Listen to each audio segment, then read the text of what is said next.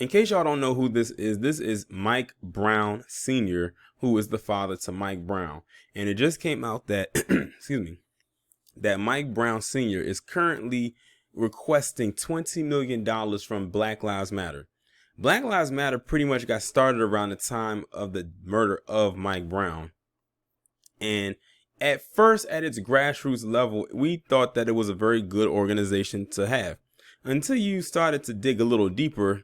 And that, when I say dig a little deeper, I mean go to their website and you lifted up that veil and you saw what their true intentions were. And now Mike Brown Sr. is coming out and saying, look, we want $20 million off of you. And if y'all, in case y'all have not heard, Black Lives Matter is now pretty much in the same boat as Me Too. If y'all remember, a couple months ago, I did a video talking about how Me Too got exposed because they were taking these lavish trips with all this money and paying all these people, and a good chunk of the money was going to that, while a little shrivel of the money was going to actual victims. And we believe that the same thing is happening with BLM. And now he's requesting $20 million. Some people are saying, why is he requesting it now and everything like that? Look, I don't know why he's requesting it now, but I bet you it has something to do with what just recently came out about them. So I'm going to go ahead and read this article, and then we can get some more context behind it. Tori Russell, co-founder of the International Black Freedom Alliance, and Mike Brown Sr. have requested the funding for their community.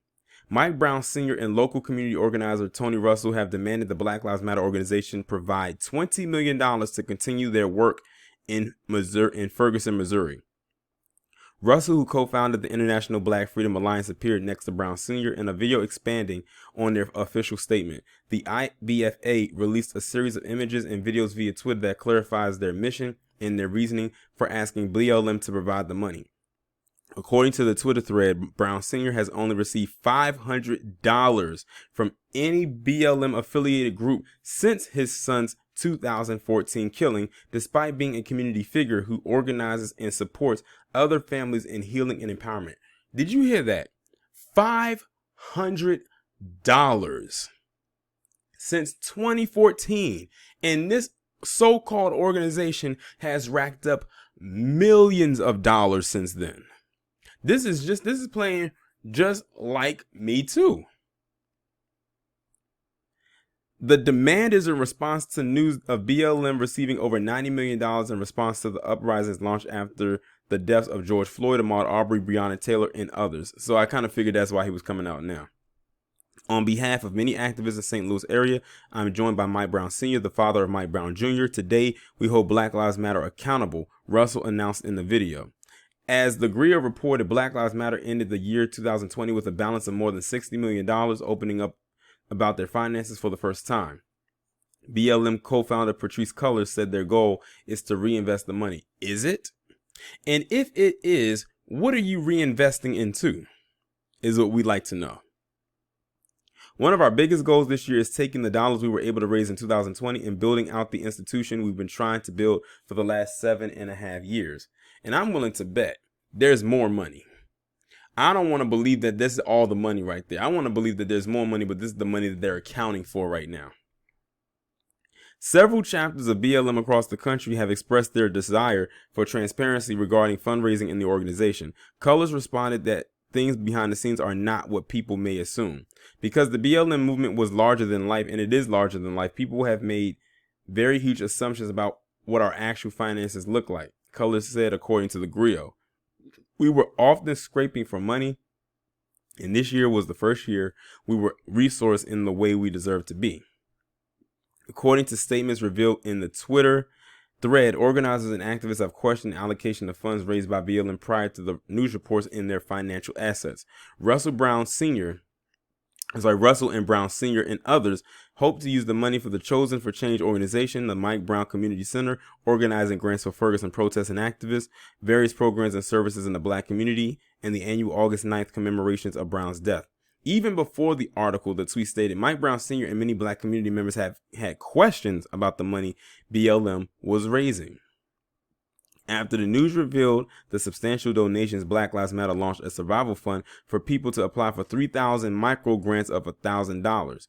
Applicants who gain approval would see the funds in their chosen method of payment with no strings attached. This came from a collective conversation with BLM leadership that Black folks are being hurt the most financially during the pandemic, Colors said, according to the report. I believe that when you have resources, to hoard them is a disservice to the people who deserve them. As of February 25th, 2021, at least 300 people have been approved for grants. According to the report, one survival fund recipient, Kasima Thomas, was able to obtain the funds quickly. It reinforces of the things that have just been natural to us as a community, Thomas said.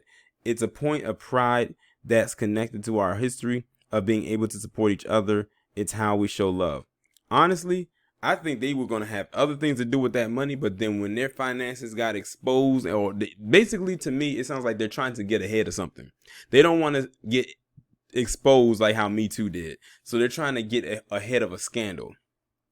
Well, if you look at their website, that's scandal enough. Notice, like I said, that they had to change the wording and the workings of their website to basically try to make it seem all inclusive from what it actually was. But then, you learn that it wasn't what it seemed.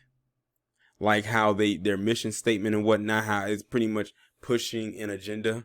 And y'all know what I mean when I say an agenda. It's actually multiple agendas, honestly. But now people are starting to figure out what BLM's true and ultimate motives actually are. And it's very disturbing, to say the least. But like I said, I have not been on the BLM bandwagon in years, and I don't plan on hopping back on. The only way I will come to slightly their defense is when you have them palm-colored people trying to compare it to the Klan. At that point, you're just sounding ridiculous. But besides that, they don't get no support from me. Y'all let me know what y'all think about this down in the comments. Like, share, subscribe if you haven't done so already. Make sure you text the number that is pinned down in the comments below, and I'll talk to you in the next one.